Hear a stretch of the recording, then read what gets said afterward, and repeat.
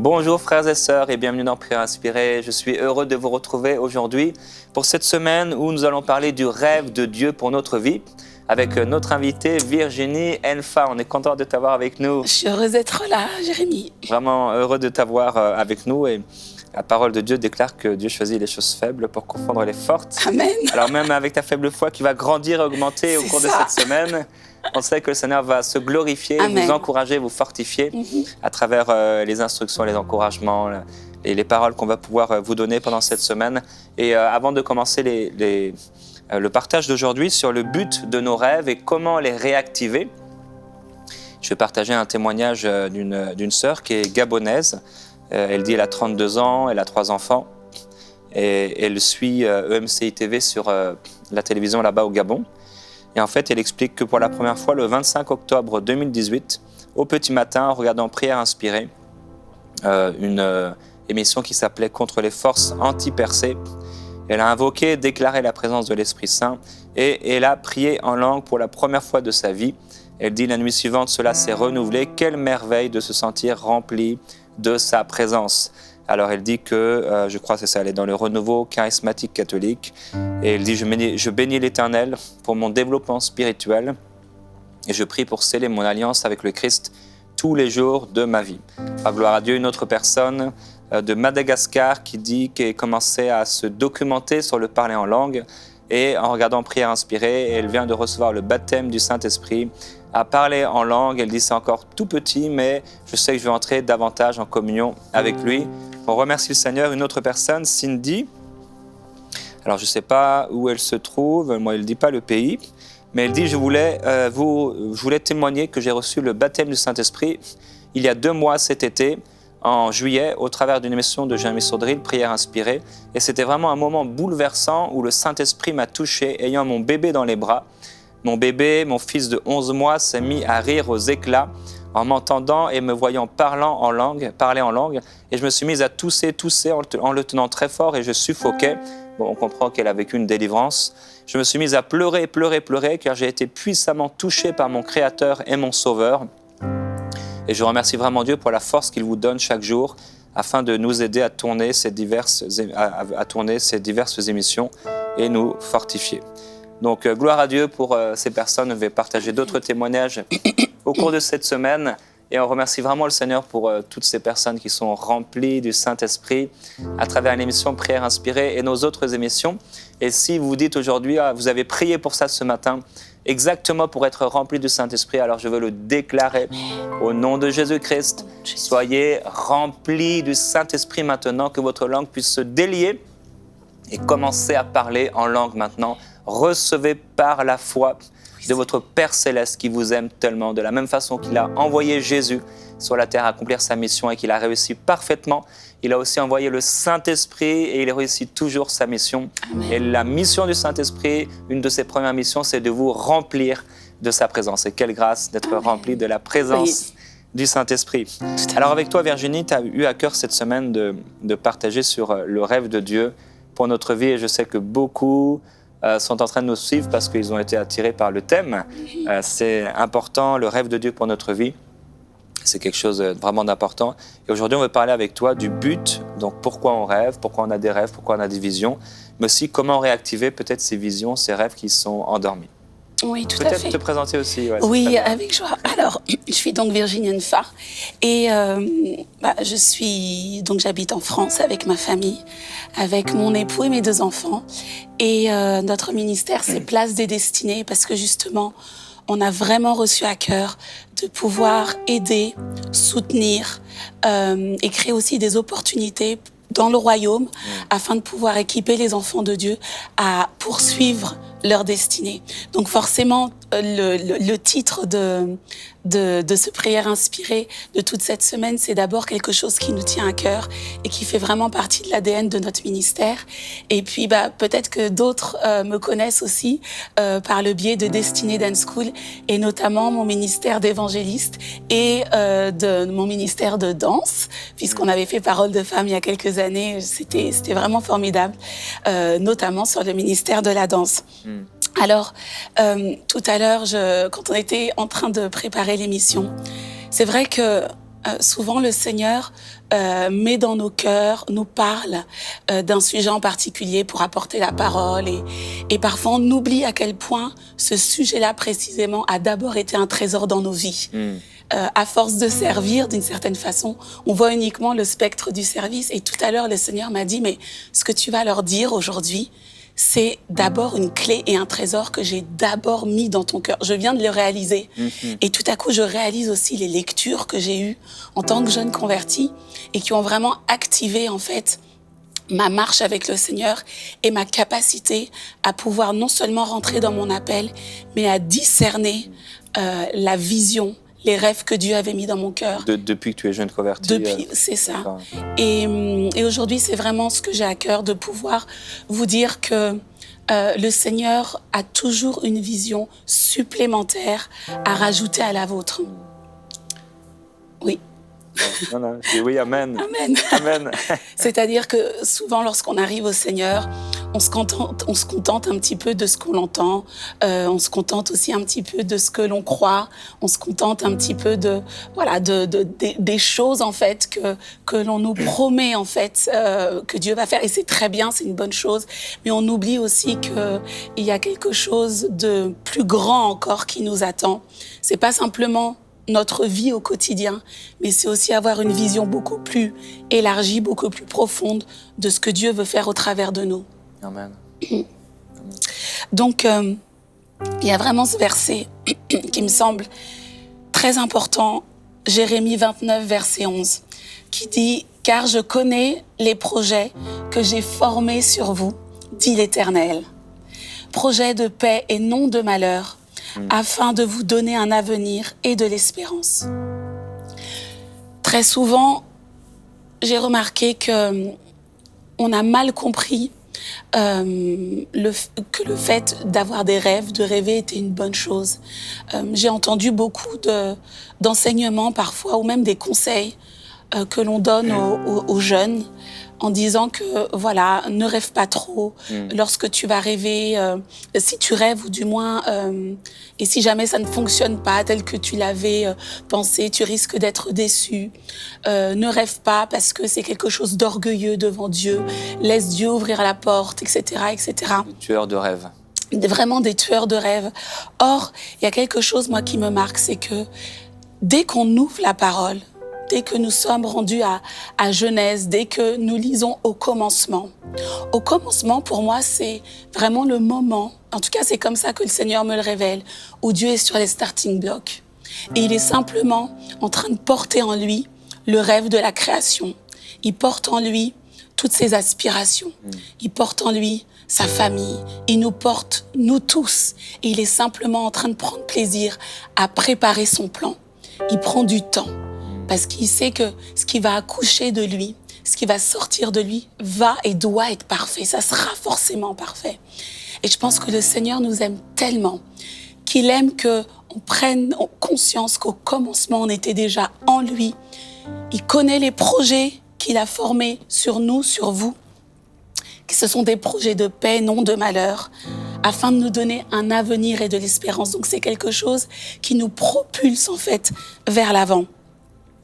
La parole de Dieu nous révèle aussi que nous sommes faits à l'image du Seigneur. Nous sommes des créatures merveilleuses, faites à son image, à sa ressemblance.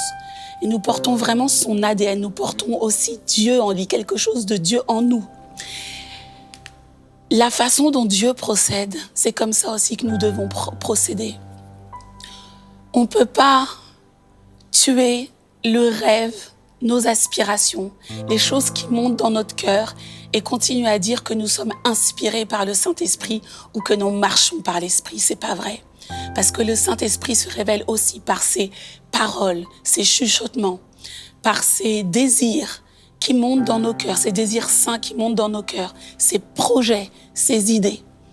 Et je pense vraiment que lorsque l'Esprit de Dieu est en train de se mouvoir au-dessus des ténèbres et que Genèse nous explique que la terre était informe et vide, l'Esprit de Dieu était simplement en train de faire l'état des lieux, de l'espace qui lui était donné d'une certaine façon pour pouvoir préparer ce plan merveilleux que Dieu était en train de préparer longtemps d'avance pour nous, ses enfants, pouvoir accoucher de la création.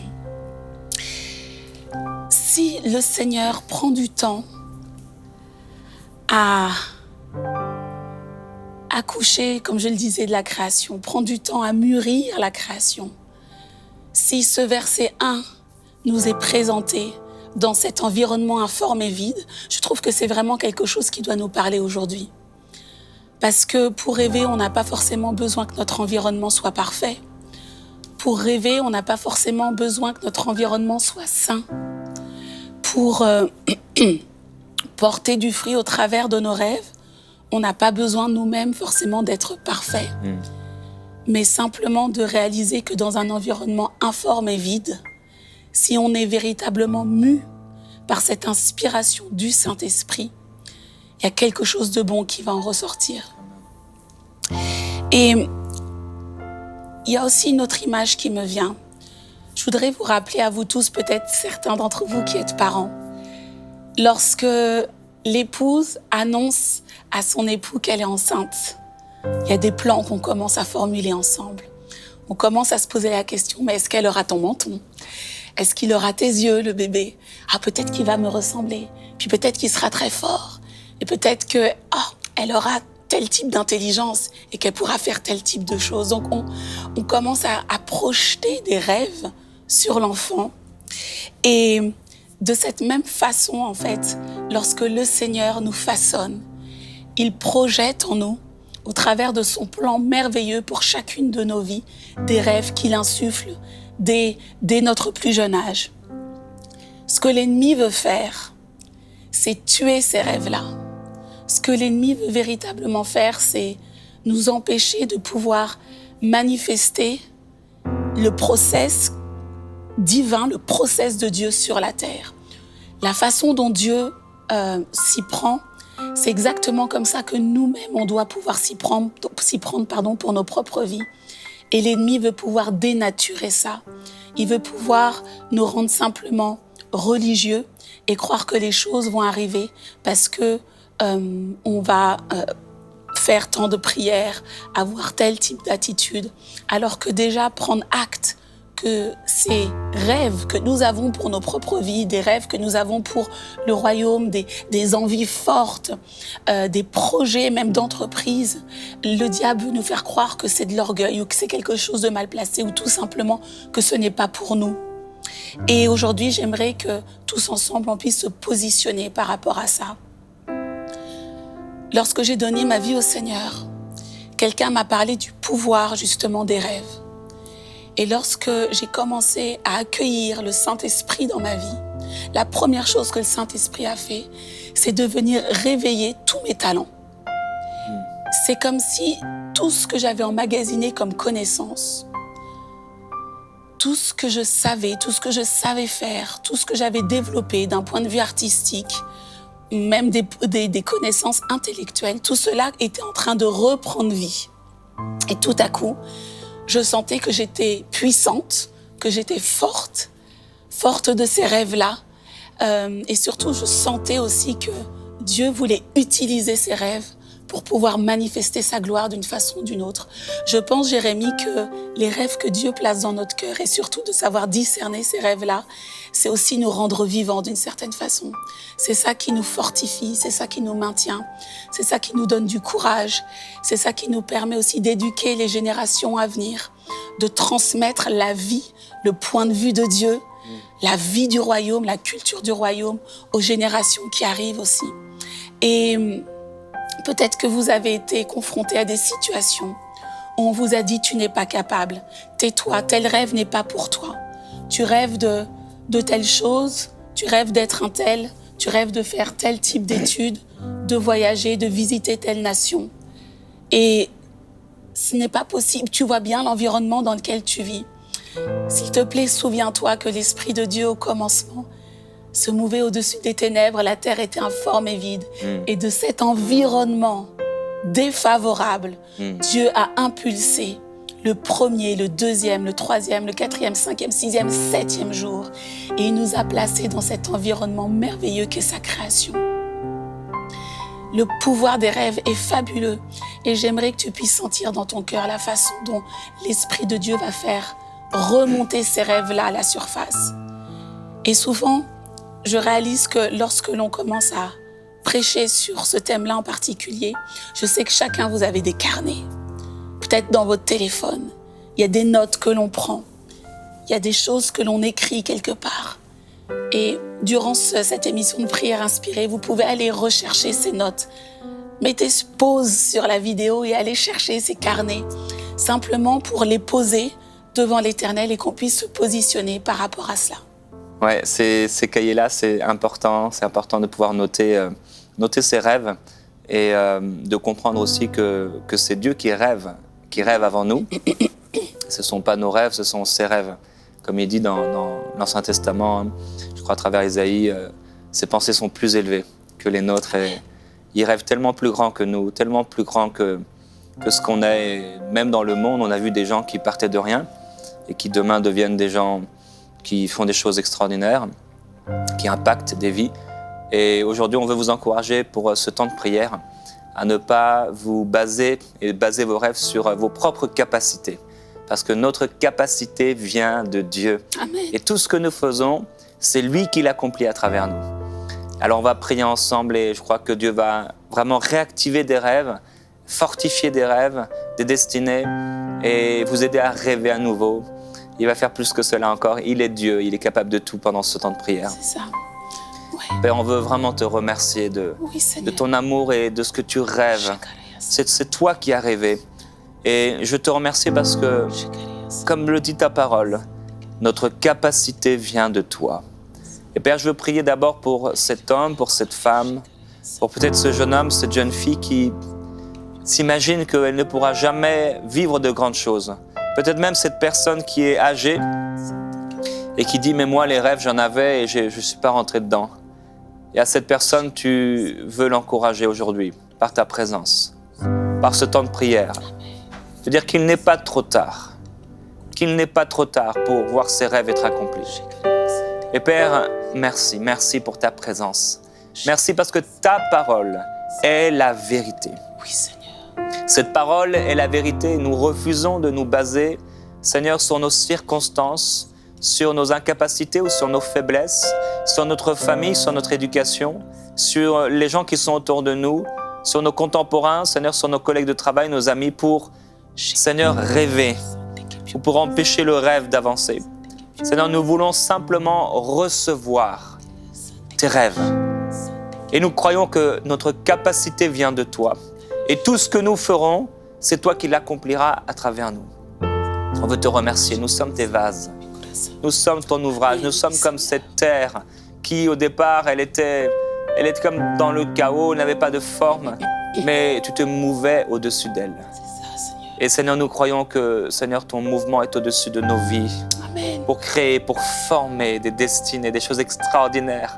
Et je te remercie pour les rêves que tu donnes à ton peuple, les rêves que tu donnes à cette personne qui n'avait plus de rêve, qui peut-être a oublié de rêver, qui était rentré dans l'activisme, qui était entré dans une routine qui l'empêchait de rêver. Tu veux la placer sur ce siège de gloire dans les lieux célestes afin de voir comme l'aigle, à nouveau de rêver, de pouvoir prendre le temps de rêver, de pouvoir prendre le temps de s'asseoir, de prendre un temps de repos, de s'arrêter une soirée pour rêver, pour penser en méditation, en prière devant toi. On te remercie parce que tu es un Dieu tellement fidèle, tellement grand, tellement puissant, tellement merveilleux. Tu rêves, Seigneur, à notre place et ensuite tu nous donnes tes rêves. Amen. On veut y entrer.